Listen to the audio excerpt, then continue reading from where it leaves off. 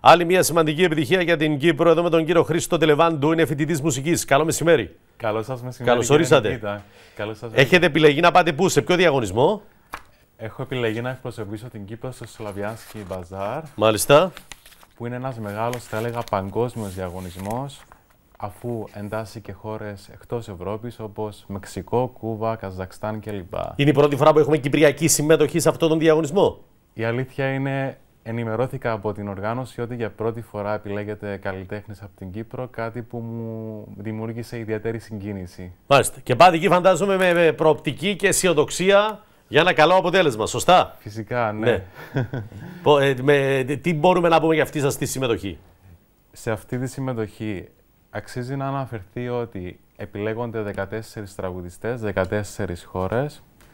Έχουν συμμετάσχει μέχρι τώρα στην ιστορία του διαγωνισμού πάνω από 68 χώρες. Πραγματοποιείται στην πόλη Βίτεψκ της Λευκορωσίας τον επερχόμενο Ιούλιο. Το αμφιθέατρο είναι υπέροχο και φιλοξενείται τεράστιο πλήθος κόσμου εκεί. Έχει παγκόσμια προβολή και αναγνώριση. Μάλιστα. Και εντάξει, είναι σημαντικό και για εσάς αυτή η προβολή. Φαντάζομαι όλα είναι έτοιμα. Ξέρετε πώς θα πάτε, τι ακριβώς θα πείτε και πώς θα στηθείτε. Ακριβώς, ναι. Τι άλλο μπορούμε να πούμε για αυτόν τον διαγωνισμό? Καταρχήν είναι επιχορηγημένη αυτή η εκπροσώπησή σας για αυτόν τον διαγωνισμό?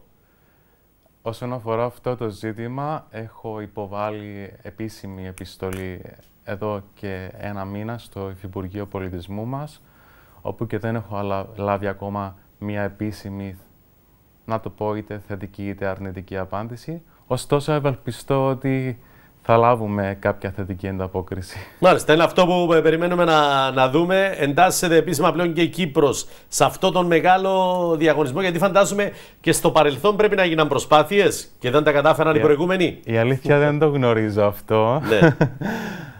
Απλά πήρα αυτή την ενημέρωση. Ότι ναι, πάτε με πολύ ενθουσιασμό, βλέπω, σε αυτό το διαγωνισμό και πολύ καλά κάνετε.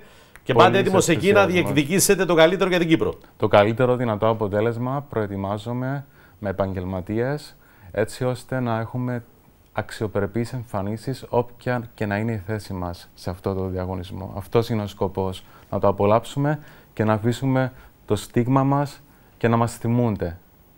Μάλιστα, ενώ βλέπουμε εδώ στιγμιότυπα από προηγούμενους διαγωνισμούς. Αναμένουμε να ευχηθούμε τα καλύτερα, κύριε Τελεβάντου. Καλή επιτυχία. Και να επιστρέψετε πίσω. Έχουν συμμετάσχει διεθνούς με το πρώτο βραβείο. Και έχουν συμμετοχές. Έχουν συμμετάσχει διεθνούς φήμης καλλιτέχνες, όπως η Ρουσλάνα που βλέπουμε στο βίντεο, Δημάσου Κουταϊπεργιάν, ο οποίος μέσω αυτού του διαγωνισμού μου απέκτησε τεράστια παγκόσμια φήμη για τις φωνητικές του ικανότητες. Επίσης έχουν συμμετάσχει Αλεξάνδερ Ρίπακ, Λάζαρος Σένκεϊ, που είναι γνωστοί και από την Eurovision. Μάλιστα, σημαντικά ονόματα. Θα περιμένουμε να έρθετε πίσω με το πρώτο βραβείο.